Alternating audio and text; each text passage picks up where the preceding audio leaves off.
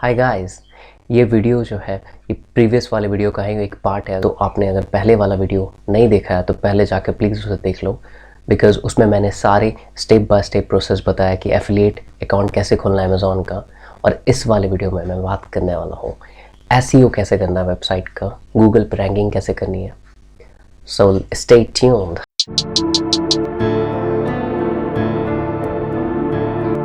So guys, यही वो मेरी वेबसाइट है जहाँ पे मैंने सिर्फ 17 पोस्ट करके ही अमेज़ॉन का एफिलिएट अकाउंट परमानेंट करवा लिया। तो मैं इस वीडियो में आपको अपने ही वेबसाइट का दिखाता हूँ सेटिंग करके कि मैंने कैसे एसईओ किया अपने great deals on online shopping website की। चलिए देखते हैं।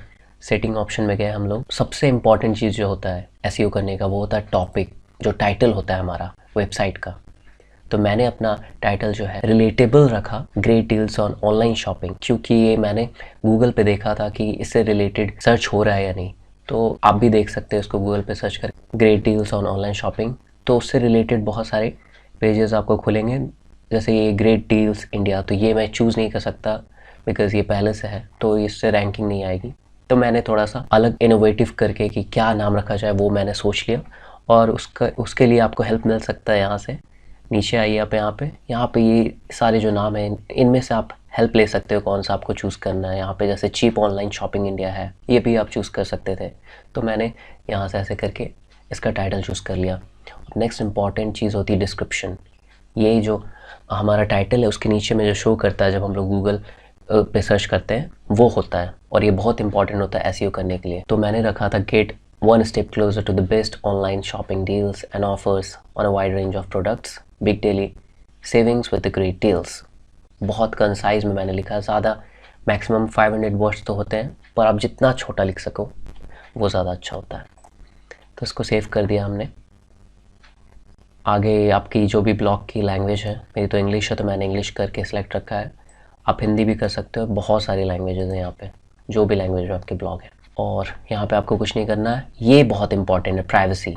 बहुत सारे लोगों का विजिबल इसलिए नहीं होता गूगल सर्च पे क्योंकि वो प्राइवेसी यहाँ पे ऑफ रखते हैं, जैसे मैंने अभी किया।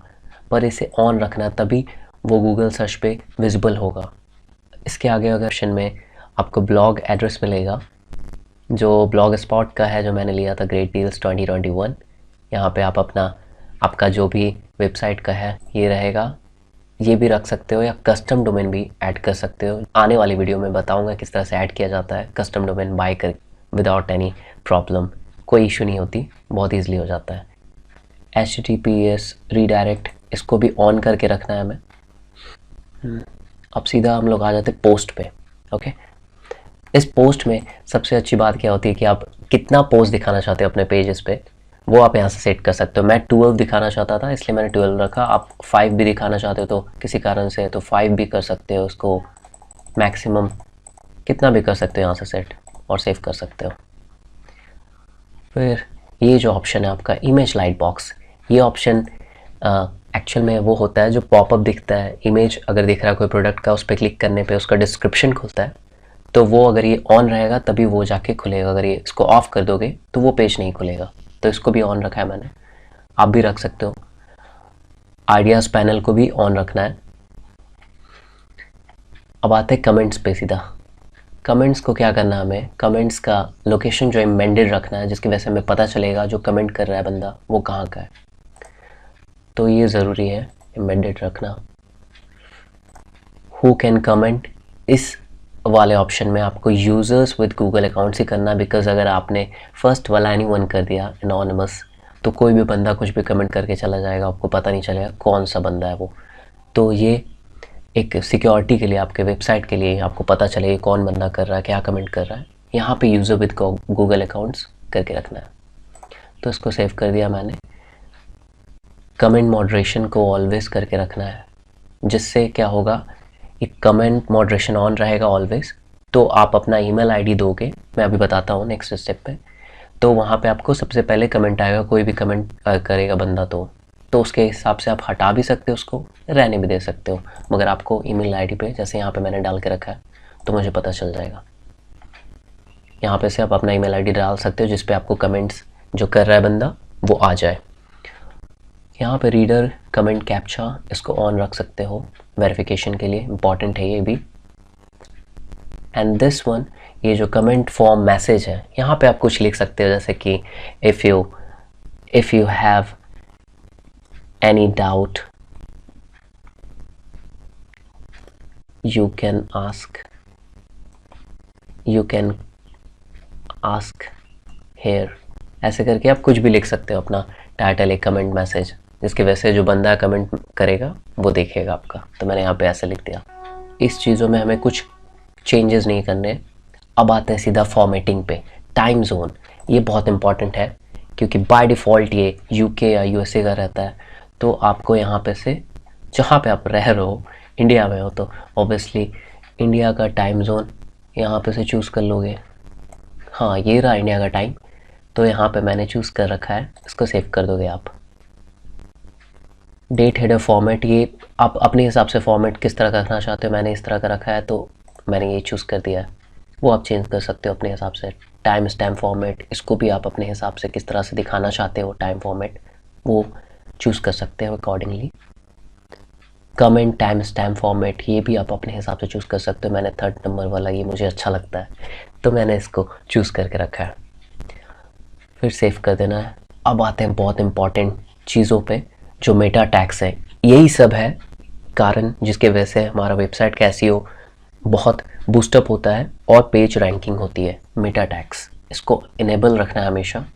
और ये सर्च डिस्क्रिप्शन में वही जो मैंने स्टार्टिंग में डिस्क्रिप्शन दिया था वेबसाइट का, वही यहाँ पे कॉपी पेस्ट कर दिया, बिकॉज इसको भी कॉन्साइज होना चाहिए और फालतू का बहुत सारा वर्ड्स नहीं होना चाहिए।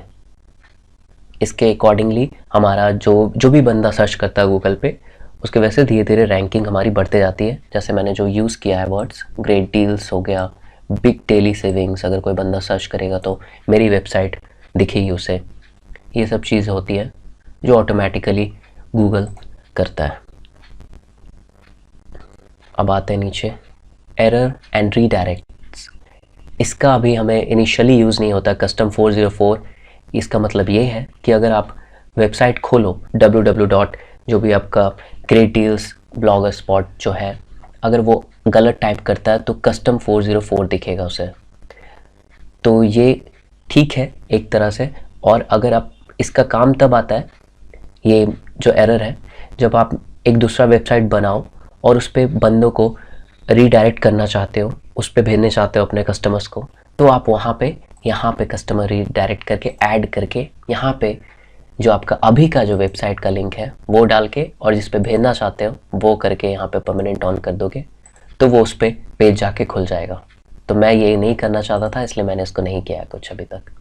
आप कर सकते हो करना चाहो तो। अब आते हैं क्रॉलर्स एंड इंडेक्सिंग।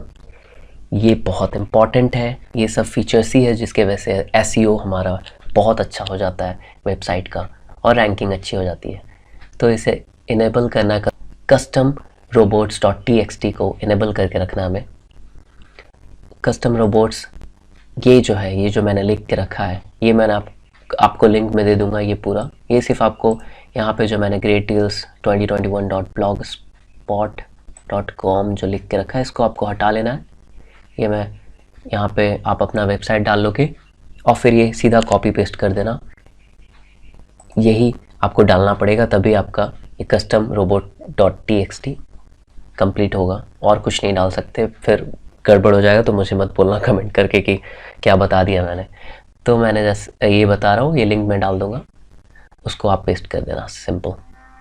यहाँ पे enable custom robots header tags, इसको ऑन करके रखना है और यहाँ पे कुछ चेंज नहीं करना है।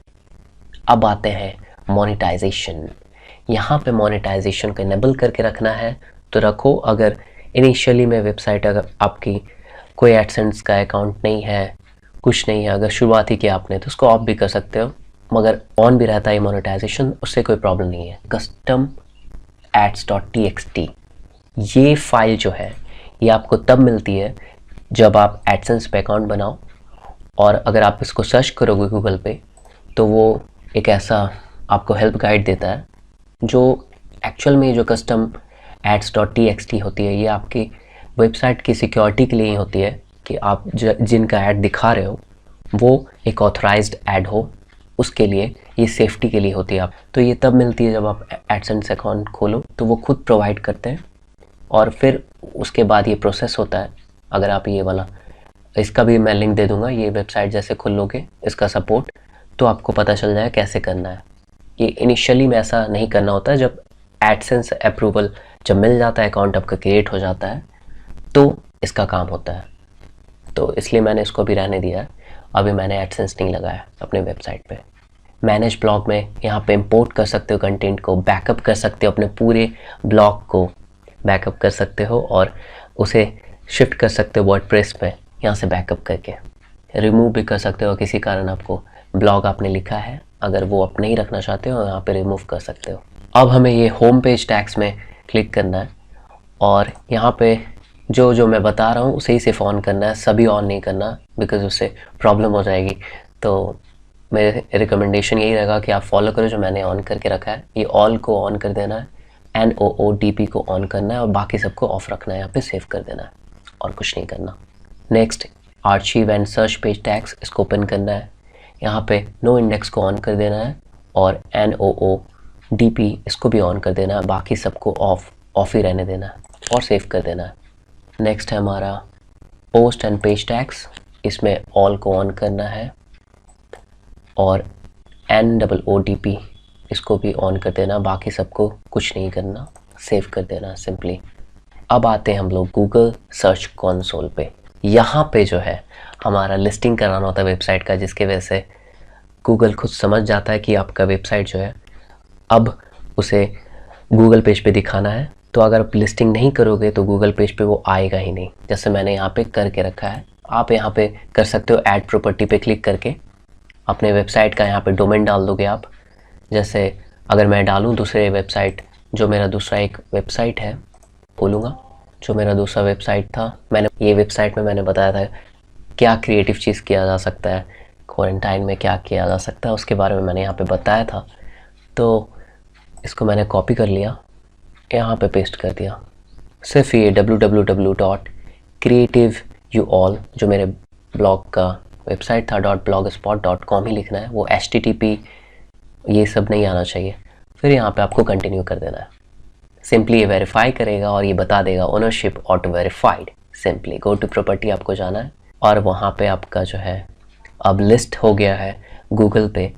तो कभी भी आपका अब जो वेबसाइट है रैंक हो सकता है। बाकी सब SEO का जो भी मैंने बताया वो सब चीज़ आप कर दो और इधर गूगल सर्च कंसोल पे इसको लिस्ट करा दिया, तो आपकी वेबसाइट बहुत जल्दी रैंक हो जाएगी। उसके वजह से आपको अमेज़ॉन का एफिलिएट अकाउंट जो भी है, जो मुझे मिला था बहुत जल्दी 14 डेज़ में, वो भी मिलने के चांसेस बहुत हो जाते हैं। तो गाइज़, अगर आपने मेरे चैनल को अभी तक सब्सक्राइब, लाइक और कमेंट नहीं किया है तो प्लीज़ अभी कर दो, बिकॉज मैं ऐसे वीडियोस अभी लाते रहूँगा DC टेक कॉर्नर पे और आप लोगों की बहुत सारी प्रॉब्लम्स जो है सॉल्व करूँगा, जो भी स्टार्ट कर रहे हैं और जिनको ये प्रोसेस में दिक्कत आता है, कैसे ब्लॉगिंग करनी है, कैसे रैंकिंग लानी, कैसे एफिलिएट मार्केटिंग करनी है और इससे रिलेटेड कई सारे प्रॉब्लम्स को मैं सॉल्व करूँगा। So please subscribe, share and like my channel. Thank you.